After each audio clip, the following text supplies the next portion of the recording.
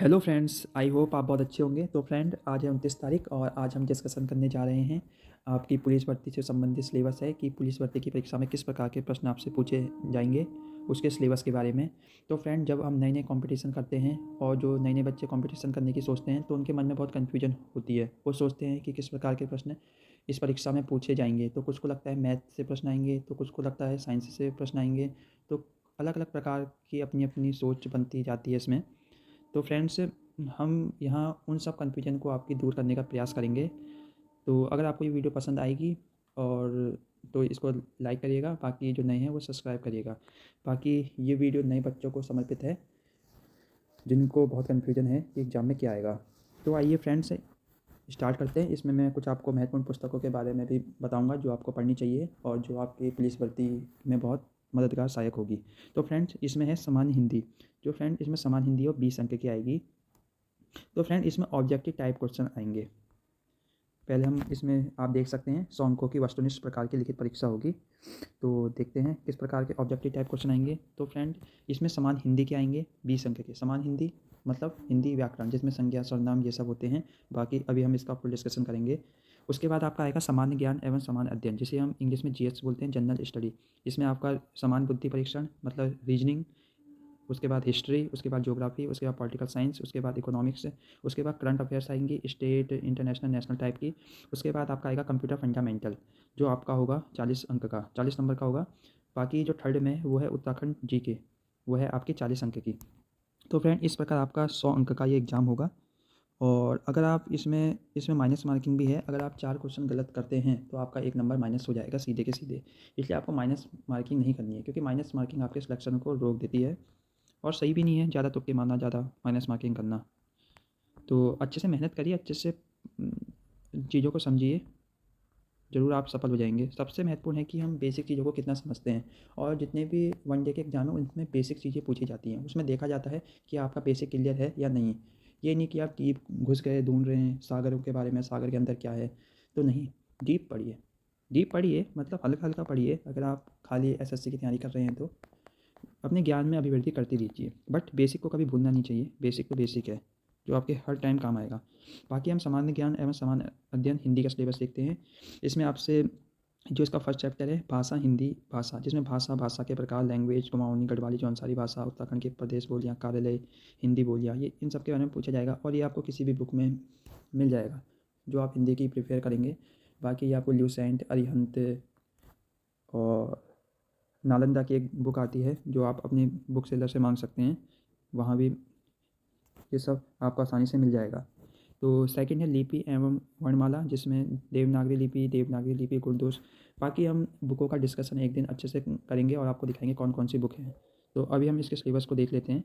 बाकी आपसे स्वर एवं व्यंजन पूछे जाएंगे, हिंदी वर्तनी पूछी जाएगी, शुद्ध अशुद्ध शब्दों का चयन करना होगा, विराम चिन्ह, हिंदी अंक का ज्ञान होना चाहिए। उसके बाद आपसे प्रत्यय, उपसर्ग, संज्ञा, सर्वनाम, ये चैप्टर बहुत इंपॉर्टेंट है, जिसमें वर्ण हैं, अक्षर हैं, प्रत्यय हैं, उपसर्ग हैं, संज्ञा, सर्वनाम, क्रियापद, लिंग, वचन। इसमें से आपके 2 या 3 नंबर का तो पूछा जाएगा ही 20 नंबर से।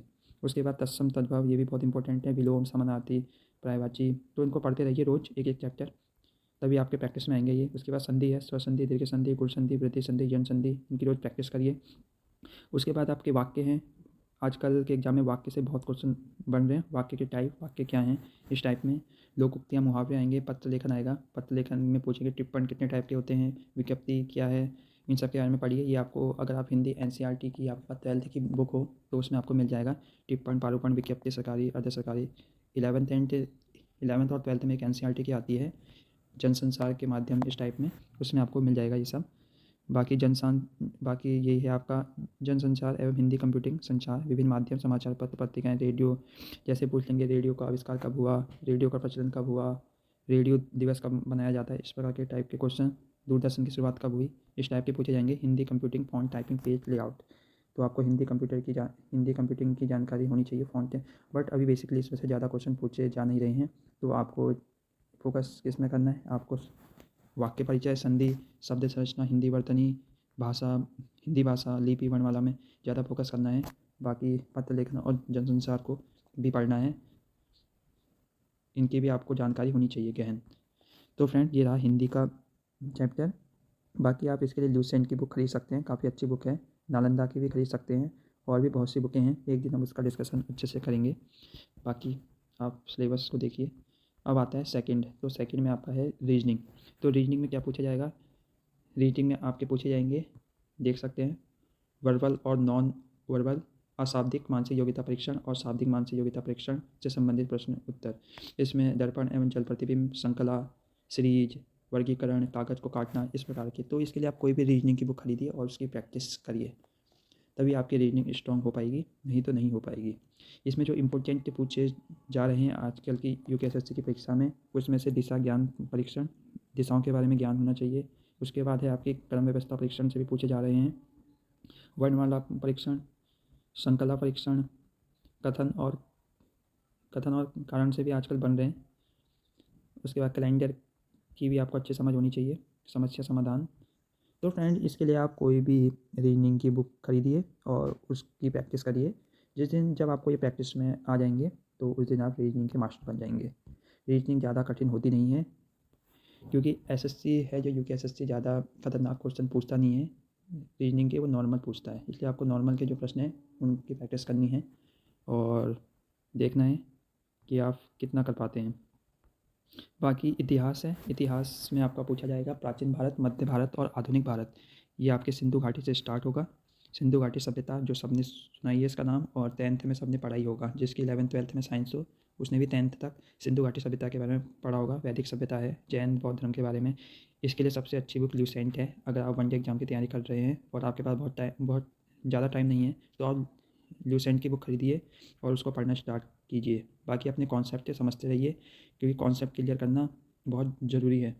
तो इसमें मध्यकालीन भारत है, दिल्ली सल्तनत, भक्ति आंदोलन, मुगल काल और दिल्ली सल्तनत अच्छे से पढ़िए, क्योंकि इसमें से अच्छे क्वेश्चन पूछे जाते हैं।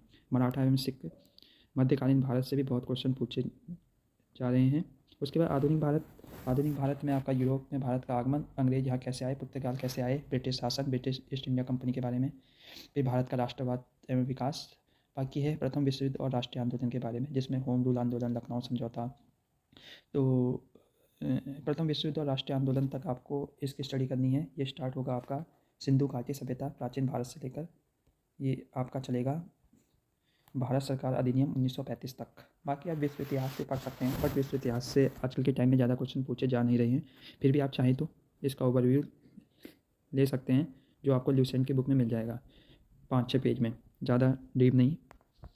बाकी सामान्य ज्ञान हम देखते हैं ज्योग्राफी को। ज्योग्राफी का भी मेन इसमें बहुत अच्छे क्वेश्चन पूछे जा रहे हैं, बट ऐसा है कि इसमें बेसिक क्वेश्चन पूछे जाते हैं, तो आपको डीप जाने की ज़रूरत नहीं है। तो अपना बेसिक क्लियर करिए। इसके लिए आप मैपिंग करिए, मैप लीजिए और उसकी प्रैक्टिस करिए। बाकी आप देख सकते हैं विविध शाखाएं, सौरमंडल, अक्षांश, देशांतर, लॉन्गिट्यूड, समय, पृथ्वी की गतियाँ, परिभ्रमण, महाद्वीप, पर्वत, पठार, मैदान, झील, चट्टान, बहुत देश, नदी घाटी परियोजना, फसलें, खनिज। ये फसलें, खनिज, ऊर्जा संसाधन, जनसंख्या, नगरीकरण, इनमें से तो क्वेश्चन पूछे जाएंगे ही। इनको अच्छे से पढ़िए। भारत का भूगोल, परिवहन, संचार, विदेश व्यापार, फसलें, खनिज, ऊर्जा संसाधन और जनसंख्या में अच्छा फोकस करके चलिए। बाकी पर्वत, पठार, मैदान भी पढ़िए विश्व भूगोल में अच्छे से। उसके बाद हम देखते हैं पॉलिटिकल साइंस। पॉलिटिकल साइंस अगर आपके पास राजेश मिश्रा सर की बुक है तो अच्छी बात है। बाकी आप ल्यूसेंट की बुक खरीदिए अगर आप नए हैं तो। बाकी पॉलिटिकल साइंस की बहुत अच्छी अच्छी बुकें हैं आपके। तो फ्रेंड्स, राष्ट्रीय आंदोलन, इसमें जो पॉलिटिकल साइंस में पूछा जाएगा वो है राष्ट्रीय आंदोलन। राष्ट्रीय आंदोलन से स्टार्ट होगा, जिसमें आपको राजा राम मोहन राय, ब्रह्म समाज, इनके बारे में, इन्होंने समाज के लिए क्या क्या कार्य किए उन सब के बारे में पढ़ना है। महर्षि दयानंद, स्वामी विवेकानंद।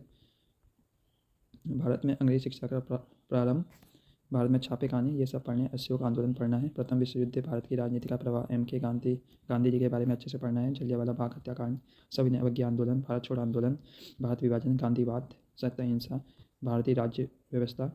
बाकी आपको मौलिक अधिकार पढ़ने, फंडामेंटल राइट के बारे में पता होना चाहिए, मौलिक कर्तव्य के बारे में पता होना चाहिए, नीति निर्देशक तत्वों के बारे में पता होना चाहिए, भारतीय संसद हो गई, भारत के सर्वोच्च न्यायालय हो गई, इन सब के बारे में अच्छे से पढ़िए। नागरिकता, राष्ट्रीय क्षेत्रीय दल, पंचायती राज से भी 1 या 2 क्वेश्चन पूछे जा रहे हैं एग्जाम में, इनको पढ़िए। बाकी अंतर्राष्ट्रीय संगठन जैसे संयुक्त राष्ट्र संघ के बारे में पढ़िए, UNO, अच्छे से इसके बारे में पढ़ के जाइए। पर्यावरण है, मानवाधिकार है। उसके बाद सार्क है, साल के बारे में पढ़िए, दक्षिण एशिया की समस्याएं, भूमंडलीकरण के बारे में पढ़िए। तो इसके लिए आप ल्यूसेंट की बुक खरीद सकते हैं, नहीं तो राजेश मिश्रा सर की बुक आती है मार्केट में। और एक और बुक आती है एम लक्ष्मीकांत की बुक, काफ़ी अच्छी बुक है, उसे भी खरीद सकते हैं अगर आप इसके बाद भी प्रिपरेशन करना चाहते हैं और अपने सब्जेक्ट को अच्छा करना चाहते हैं। तो एम लक्ष्मीकांत या राजेश मिश्रा की बुक खरीद लीजिए अगर आप आगे भी फ्यूचर में तैयारी करना चाहते हैं। तो ये आपके पॉलिटिकल साइंस को बहुत अच्छे लेवल तक ले जाने की कोशिश करेगी। तो फ्रेंड्स, अब हम पढ़ते हैं उत्तराखंड से संबंधित विविध जानकारियों के बारे में। तो इसके लिए आप परीक्षा वाणी खरीद सकते हैं, परीक्षा वाणी का नया संस्करण ही खरीदें। बाकी आप अजय रावत की बुक खरीदें, उसके नोट्स प्रिपेयर करें। बाकी हम इस चैनल में अजय रावत के जितने भी क्वेश्चन हैं उसका डिस्कशन करेंगे और आपके 20 से 25 नंबर कहीं नहीं जाएंगे, ये मेरा विश्वास है। बाकी एक दिन हम बुकों का डिस्कशन करेंगे। इसमें हम देखते हैं उत्तराखंड के भूगोल पूछा जाएगा, हिस्ट्री हो गई, इतिहास हो गया, जल स्रोत हो गए, अर्थव्यवस्था के बारे में पूछा जाएगा, सांस्कृतिक पक्ष हैं, पर्यटन, मतलब उत्तराखंड से संबंधित जितनी भी जानकारियाँ हैं उनका आपको ज्ञान होना ही चाहिए। तो फ्रेंड्स, इसके लिए आप परीक्षा वाणी खरीदिए, उत्तराखंड की 1 लाइनर आपको मिल जाएगी। और अब देखते हैं syllabus, fundamental of computer syllabus. इसमें आपसे बेसिक कॉन्सेप्ट पूछे जाएंगे कंप्यूटर के, operating system, software package and word processing, spreadsheet, presentation software, working of internet, cyber security के बारे में पूछा जाएगा। तो फ्रेंड, ये है आपका कंप्यूटर का सिलेबस। इसके लिए आप ल्यूसेंट की बुक खरीद सकते हैं जो 50 या 60 रुपये में आपको मिल जाएगी आपकी शॉप में, जहाँ से भी आप ख़रीदना चाहें। बाकी फ्रेंड, ये था आपका सिलेबस। आई होप आपको वीडियो पसंद आई होगी। अगर आपको सिलेबस से रिलेटेड कोई भी कन्फ्यूजन है तो आप कमेंट सेक्शन में पूछ सकते हैं और अपनी कन्फ्यूजन दूर कर सकते हैं। धन्यवाद। अगर आपको वीडियो पसंद आई तो इसे लाइक करना मत भूलिएगा।